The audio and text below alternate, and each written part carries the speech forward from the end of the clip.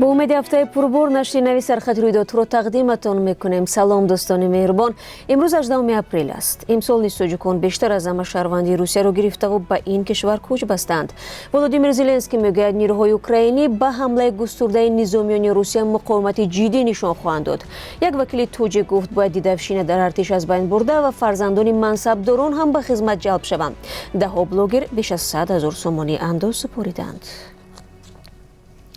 شبانه روز گذشته در تاجیکستان بر اثر حادثه ناخوش و از بی‌احتیاطی 3 نفر به هلاکت رسیدند. کمیته ولایت‌های فوق‌العاده میگوید دیروز جسد ساکنان 41 و 42 ساله دهه سیمیگنج وحدت را از داخل خیمه در کوه پیدا کردند که از دود انگشت زهرآلود گردیدند. این 2 نفر روز 12 اپریل برای چیدن چوکری رفته و بی‌درک شده بودند. حادثه دوم در حدود ناحیه ورزاب رخ داده است. ساکن 25 ساله این ناحیه هنگام جمع‌آوری از بلندی به دره سرازیر شده است. جسد او را امدادگران بیرون کشیدند. در حالی که نظام مدافع شهر ماریوپول با شکست مواجه شده است، پرزیدنت اوکراین ولودیمیر زلنسکی میگوید نیروهای اوکراینی در شرق این کشور به حمله گسترده نظامیان روسیه مقاومت جدی نشان خواهند داد. اثنای صحبت با تلویزیون آمریکایی CNN که روز یکشنبه پخش شد، زلنسکی ابراز داشت که در صورت اشغال مناطق شرقی اوکراین از احتمال دور نیست که نیروهای روسیه دوباره بالای شهر کیف پایتخت اوکراین حمله کنند. به قول پرزیدنت اوکراین، محاربه برای مناطق شرقی این کشور یا خود دنباس سرنوشت جنگ را معین می‌کند. مقاومت شدید نظامیان و مردم ملکی گرد و اطراف کیف نیروهای تجاوزگر روسیه را به عقب نشینی از کناره‌های پایتخت اوکراین وادار نمود. حالا نیروهای روسیه در مناطق شرقی و جنوبی اوکراین عملیات پیش میبرند. طبق آمار نوی مقامات روسیه در 3 ماه اول سال جاری حدود 33,000 زاده تاجیکستان شهروندی روسیه را پذیرفته. به همین ترتیب از لحاظ دریافت شناسنامه بعد اوکراین باز در موقع دوم قرار گرفتند. در همین دوره توسط برنامه پریسیلین 27,000 نفر خواستار کوچ بستن به روسیه شدند. در این رویخط به گفته وزارت کارهای داخلی شهروندان تاجیکستان، قزاقستان و ارمنستان پیش‌صف بوده. الکی 16,000 نفرشان به روسیه سفر کردند. با این همه طبق گزارش‌ها بعد آغاز جنگ در اوکراین و سفربر شدن تاجیکان دارای شهروندی روسیه به این نزاع، هوسمندی زادگان تاجیکستان برای گرفتن شهروندی روسیه ضعیف‌تر شده است.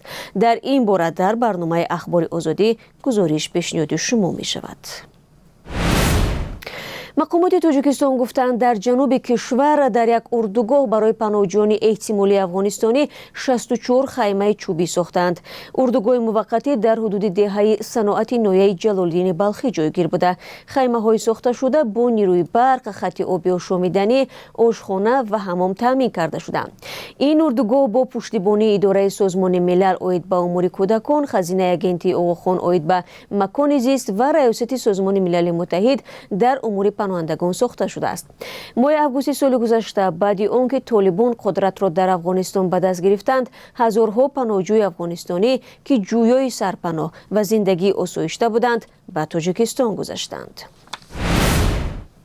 نشر یک اعلان در مورد به نظام بانکداری اسلامی گذاشتن خدمت‌رسانی‌های بانک الف در تاجیکستان در شبکه‌های اجتماعی بحث‌هایی را به میان گذاشت. این بانک تاکید داشته است که در صورت گذاشتن به این نظام در شیوه خدمت‌رسانی‌هایش تغییرات به میان خواهد آمد. مسئله راه‌اندازی نظام بانکداری اسلامی در گذشته نیز بارها بحث و بررسی شده است. همکاران ما این موضوع را پیگیری دارند. یک عضو مجلس ملی تاجیکستان خواسته است که در قسم‌های حربی کشور دیدفشین و یا مهترسالاری کاملا از بین برده همه گونه حادثه فوت یا بیماری غیر طبیعی هر سرباز از جانب پروکراتورای حربی تحقیق و نتیجه آن آشکارا به مردم رسانیده شود. این نکته را مراد شکورزاده در مطلب در نشریه صدای مردم ذکر کرده است. او میگوید عائله‌هایی که فرزندانشان در خدمت میباشند از جهت مادی و معنوی دستگیری کرده شوند. شکورزاده با اشاره به آن که فرزندان منصبداران نیز از خدمت سرکشی میکنند، اجرای نقشه دعوت از حساب آموزگاران و طبیبان، اسپیرانتان و ماگیسترا را بر ضرر رشد علمی در کشور دانسته است. این مطلب در حال به نشر میرسد که در تاجیکستان موسم دعوت بهاری به ارتش جریان دارد و علاقه چندین حالتهای سربازشکار به شبکه‌های اجتماعی راه یافتند. кумитаи андози тоҷикистон мегӯяд дар 3 моҳи соли ҷорӣ 32 блогери тоҷик ки расман ба қайди давлатӣ гирифта шуданд аз даромади худ ба буҷа дар маҷмӯъ беш аз 112 000 сомони андоз супориданд. тибқи қонунгузории нави андоз ҳамаи шахсони дорои даромад бояд андоз пардохт намоянд, аз ҷумла блогерон ва онҳое ки аз интернет фоидаи молӣ мегиранд. ин талабот аз соли гузашта дар миён гузошта шуда буд. он замон блогерон талаби андоз аз онҳоро амалӣ пеш аз вақт арзёбӣ карданд, зеро ба қавли онҳо ин намуди фаъолият нав дар ҳоли рушд аст. гузашта аз ин, баъди он ки аз моҳи гузашта YouTube дарёфти маблағ аз реклама дар Русия бозори асосии блогерони тоҷикро манъ кард, дарёфти маблағ ба 0 баробар шудааст. Ба гуфтаи Далери Эмомалӣ, рӯзноманигор ва блогери тоҷик, ин боис шуд ки баъзе муаллифон аз фаъолияти блогериашон даст кашиданд. бинандагони азиз, ҳоло қурби асъори хориҷӣ дар Тоҷикистонро бароятон эълон мекунам. Бонки миллӣ барои имрӯз 1000 рубли русиро 154 сомониву 70 дирам муқаррар кардааст ки нисбати охири ҳафтаи гузашта баландтар мебошад.